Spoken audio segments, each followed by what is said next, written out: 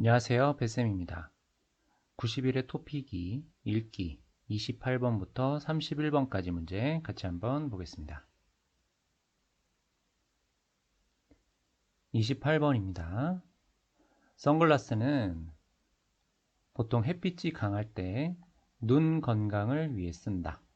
그런데 선글라스의 렌즈는 사용 기한이 있다. 선글라스의 렌즈에는 자외선 차단을 위한 엷은 막이 입혀져 있는데 열에 계속 노출되면 자외선 차단 기능이 점점 떨어지게 된다. 자, 여기까지 한번 보겠습니다. 여러분 선글라스 언제 많이 낍니까? 네, 낮에 외출할 때 많이 끼죠. 자, 눈 건강을 위해 씁니다 라고 했어요. 자, 이렇게 선글라스의 렌즈가 이렇게 있는데요. 어, 자외선이 뭐죠? UV죠. 네, 자외선을 차단합니다 라고 했어요. 차단한다는 것은 우리 눈을 보호하는 겁니다. 자외선을 이렇게 블락하는 거죠. 차단합니다. 그러면 여기 렌즈에 막이라고 했어요.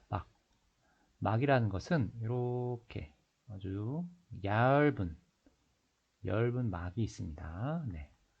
막은 뭐 필름이라고 이해하면 되겠습니다. 이렇게 막이 있어요. 그러니까 UV가 이렇게 차단이 되는 거죠. 자, 그런데 열에 계속 노출되면 열이라는 것은 햇빛을 이야기합니다. 자외선을 차단하는 것이 점점 떨어지게 된다라고 했습니다. 그래서 자외선 차단 기능이 약해진 선글라스는 눈을 보호하기 어렵죠. 그래서 5년 정도, 자, 5년 정도라는 것은 뭐야? 사용 기간을 이야기하는 거예요.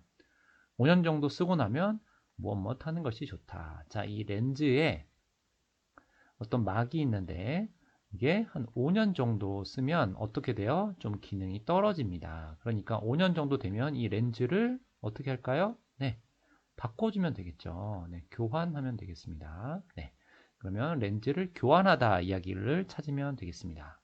자, 몇 번입니까? 네, 1번이 되겠습니다. 렌즈를 바꿔준다. 그래서 28번은 1번이 답이 되겠습니다. 29번 사진에서 구도는 전체적인 분위기를 살리는 중요한 요소이다 라고 했습니다. 자, 구도라고 하는 것은 사진을 찍을 때 어떻게 찍습니까를 이야기하는 것을 이야기합니다. 구도, 컴포지션이라고 합니다. 자, 보통 동적인 느낌을 주고 싶을 때는 대각선 구도를 쓰는데 도로, 폭포 등의 풍경, 자연 사진 등에 쓰여 생동감을 표현한다라고 이야기했습니다. 자, 우선 동적이라는 것은 좀 많이 움직이는 것을 이야기하는 겁니다. 많이 움직이는 것을 동적이다 이렇게 이야기합니다. 자, 그 다음에 생동감이라고 이야기합니다. 생동감은 어떤 좀 살아있는 느낌이에요. 살아있는 느낌. 그러니까 지금 도로, 폭포 이런 풍경 사진의 생동감을 표현하기 위해서 어떤 동적으로 느낌을 살린다 이렇게 이야기를 했습니다. 자, 한편이라고 했습니다. 한편은 앞의 이야기와 다른 이야기를 할 때 씁니다. 전통적인 가족 사진. 자, 앞에는 지금 풍경 사진이 나왔는데요. 뒤에는 가족 사진이라고 했습니다. 삼각형 구도를 많이 사용한다라고 했습니다. 삼각형은 이겁니다. 네, 삼각형. 자, 무엇을 찍을 때요? 가족 사진 찍을 때. 이 구도는 연장자는 나이가 가장 많은 사람입니다. 네, 나이가 가장 많은 사람. 집에서는 부모님이나 할아버지, 할머니 되겠죠. 연장자를 중심으로 가족 구성원, 그러니까 다른 가족들이 그 연장자 옆이나 뒤에 서서 전체적으로 편안하고 균형 잡힌 분위기를 만들어낸다. 이렇게 이야기를 합니다. 자, 균형 잡히다라고 했습니다. 균형이라는 것은 어떤 밸런스를 이야기해요. 그리고 안정적이다라는 것은 좀 편안한 느낌입니다. 편안한 느낌. 자, 그러니까 우리가 가족 사진을 찍을 때 어떤 생동감이나 많이 움직이는 그런 느낌보다는 가족 사진이기 때문에 어떤 균형을 잡고 좀 안정적인 느낌을 하기 위해서 이렇게 삼각형으로 씁니다. 그러니까 여기 가장 나이가 많은 사람이 있고 그 뒤에 뭐 다른 가족들이 있는 거 아니면은 연장자가 가운데 있고 그 옆에 이렇게 사람들이 서 있는 거 네, 이런 것을 네, 이야기하는 겁니다. 그러니까 동적인 느낌과 어떤 균형 잡힌 느낌이 다른 거죠. 자, 그러면 균형 잡힌 분위기 그 다음에 좀 안정적인 느낌 이야기입니다. 자, 몇 번입니까? 네, 2번입니다. 네. 균형이 잡힌다는 것은 어떤 안정적인 느낌입니다. 그래서 가족 사진은 안정적인 느낌을 주기 위해서 네, 삼각형 구도로 쓴다. 이렇게 이해를 하면 되겠습니다.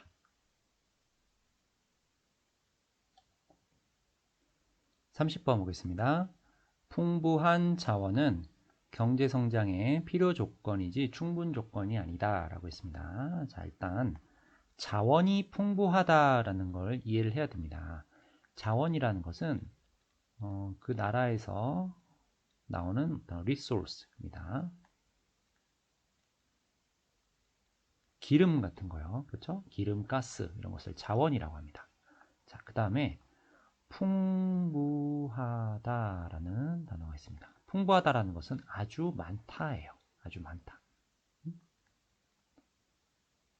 아주 많다. 자, 그 다음에 풍부하다, 아주 많다라는 단어와 반대로 쓰는 단어가 여기 뒤에 나오겠지만 빈약하다라는 단어가 있습니다. 빈약하다라는 것은 거의 없는 거예요. 많지 않다라는 겁니다. 빈약하다가 있죠. 자, 그러면 보세요. 자원이 풍부하다라고 했습니다. 경제 성장. 경제 성장이 뭐죠? 발전하는 거죠. 발전하는 겁니다. 경제가 발전하는 거 경제 성장이라고 합니다. 뒤에 읽어볼게요. 풍부한 천연 자원을 갖추고 있음에도 뭐뭐 하는 경우도 있다라고 했습니다. 뭐뭐음에도 라는 것은 앞에 이야기와 어떤 반대를 이야기를 합니다. 뒤에 설명이 나와요. 풍부한 자원에만 의존해서 경제 성장의 중심 산업인 제조업이나 서비스업 등에 투자를 하지 않게 되는 것이다 라고 했습니다. 자, 의존하다라는 말은 우리나라에 자원이 많이 있어요. 그래서 다른 것에 열심히 하지 않아도 됩니다. 왜요? 우리는 자원이 많기 때문에 이렇게 생각하는 겁니다. 이거를 의존하다라고 합니다. 자, 그런데 경제가 발전하려면, 경제가 성장하려면 어떤 물건을 만드는 것이나 서비스하는 것에도 신경을 써야 됩니다. 그런데 이렇게 하지 않으면 뭐뭐 하는 경우도 있다라고 했습니다. 자, 반면에는 반대이죠.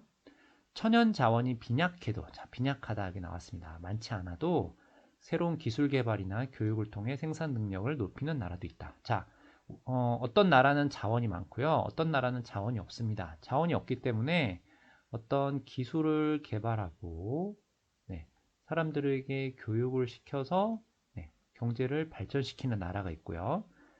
자원이 많으니까 그거에 의존해서 네, 다른 것을 열심히 하지 않은 나라가 있다. 이렇게 이해를 하면 되겠습니다. 자, 그러니까 풍부한 천연 자원을 갖추고 있지만 뭐뭐 하는 경우도 있다. 네, 뭐예요? 네, 경제를 성장하지 못하게 하는 경우도 있다. 경제 발전을 하지 못하는 경우도 있다. 이렇게 이해를 하면 되겠습니다. 네, 3번이 되겠습니다. 자, 그러니까 뭐뭐 있음에도 라는 말은 앞의 말과 반대의 말입니다. 자, 그리고 뒤에 반면에가 나왔기 때문에 네, 다른 나라 이야기가 나왔죠. 자원이 없는 나라에서는 기술 개발과 교육을 시켜서 경제를 발전시키는데 자원이 풍부한 나라는 네, 거기에 의존해서 네, 발전을 하지 못한다. 이렇게 반대 이야기가 나왔습니다. 그래서 30번의 답은 3번이 답이 되겠습니다. 다음 31번 보겠습니다. 의사죠. 의사의 모습을 생각하면 우리는 보통 흰색 가운을 떠올리게 된다라고 했습니다. 자, 의사들이 보통 가운을 입습니다. 가운이 무슨 색이에요? 네, 흰색이죠. 화이트, 흰색입니다. 그런데 의사 가운이 처음부터 흰색이었던 것은 아니다. 네, 중세시대, 옛날에는 성직자가 의사를 겸하는 경우가 많아 성직자용 검은색 가운을 입고 진료를 했다라고 했습니다. 자, 성직자는 어떤 종교, 를 생각하면 되겠습니다. 성직자. 성직자는 무슨 색 옷을 입었어요? 네, 검은색 가운을 입었어요. 자, 그런데 의사는 무슨 색 가운을 입습니까? 네, 흰색 화이트 가운을 입습니다. 자, 그런데 옛날에는 어떤 사람이 성직자도 하고 의사도 하는 경우가 있었습니다. 이거를 겸하다라고 하는데요. 겸하다. 자, 제가 예를 들어 볼게요. 어떤 경기, 운동 경기가 있습니다. 자, 그런데 어떤 사람이 코치도 하고요. 그 사람이 선수도 같이 합니다. 그래서 코치가 선수를 겸하다 이렇게 이야기합니다. 그러면 사람은 한 명인데 이 사람이 코치도 하고 선수도 하는 거예요. 이런 것을 겸하다라고 합니다. 자, 그 다음에 어떤 영화가 있어요. 영화를 만드는 사람은 누구죠? 감독이죠. 그런데 이 사람이 영화를 만들기도 하고 그 영화에서 연기를 하기도 합니다. 그러면 감독이 배우를 겸하다 이렇게 이야기합니다. 자, 그러니까 성직자가 의사를 겸합니다. 그러면 여기 한 명이 있는데 이 사람이 성직자이기도 하고요. 이 사람이 의사이기도 합니다. 그래서 무슨 옷을 입었어요? 검은색 가운을 입었습니다. 그런데 검은색 옷은 세균으로 오염된 얼룩이 잘 보이지 않는다라고 했습니다. 자, 세균은 박테리아죠. 네. 오염은 더럽게 되는 거예요. 뭐가? 가운이 더럽게 되는 겁니다. 자, 그런데 검은색은 오염된 거를 쉽게 볼 수 있어요? 없어요? 쉽게 볼 수가 없습니다. 그래서 네, 어떻게 된 거예요? 뭐뭐 가운의 색이 흰색으로 바뀌었다라고 이야기합니다. 자, 그러니까 처음에는 검은색이었는데 흰색으로 바뀐 겁니다. 왜요? 네, 검은색은 오염된 어떤 얼룩이 잘 보이지 않기 때문에 잘 보일 수 있는 흰색 가운으로 바뀐 겁니다. 잘 볼 수 있다라는 말이 나오면 되겠습니다. 자, 몇 번일까요? 네, 오염이 쉽게 눈에 띄다. 눈에 띄다는 잘 볼 수 있다입니다. 눈에 띄다, 잘 볼 수 있다. 이렇게 이해하면 되겠습니다. 오늘은 90일의 토픽이 읽기 28번부터 31번까지 문제 같이 봤습니다. 다음 시간에 만나요. 안녕히 계세요.